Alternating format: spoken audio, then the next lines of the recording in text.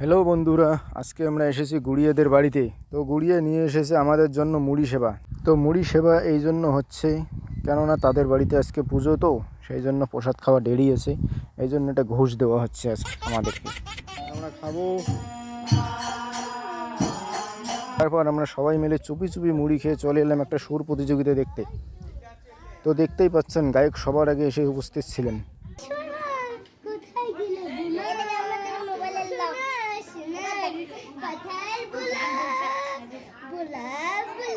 আমরা আসতে একটু লেট করে ফেলেছি, কি করা যায়, যতটুকু শুনেছি তোমাদের সাথে শেয়ার করলাম।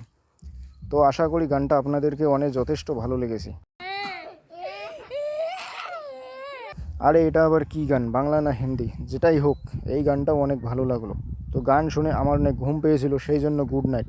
তারপর ঘুম থেকে উঠে ভাবতেছি আর একটু গান শুনতে যাবো নাকি।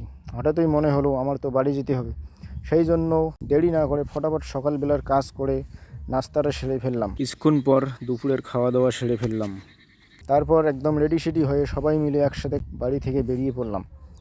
আমরা আসছিলাম কালকে, আজকে এখন বাড়ি যাই। কথা কওয়া লাগবে না, কথা কওয়ার ওটা ডিপার্টমেন্ট আলাদা আছে।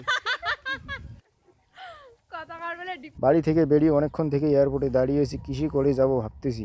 হঠাৎ দেখি একটি হেলিকপ্টার আমাদের দিকে হেঁটে আসছে, এসে আমাদের পাশে দাঁড়ালো।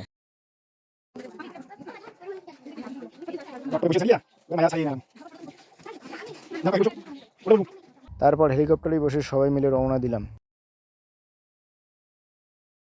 তারপর আস্তে আস্তে সন্ধ্যা হয়ে গেল। রাস্তায় দেখতেছি অনেক মানুষ অনেক আনন্দ ও নাচানাচি করতেছে, মনে হয় কোনো পুজো হচ্ছে। কিন্তু কি পুজো হচ্ছে সেটা ভালো করে দেখাতে পারলাম না, কেননা আমি আছি গাড়ির ভিতরে, আর আমার গাড়ি থেকে অনেকটা দূরে পুজো হচ্ছে, সেই জন্য ঠাকুরের মুখটা পরিষ্কারভাবে দেখাতে পারলাম না। তারপর পুজো বাড়ি পার করে আসতেছি, এখন বাজে রাত 9টা, তবুও রাস্তা কিন্তু ফাঁকা নেই। রাস্তায় মোটামুটি ভিড় আছে, সেই ভিড় পার করে অনেকটা পথ অতিক্রম করার পর চলে আসলাম আমাদের বাড়ির কাছে।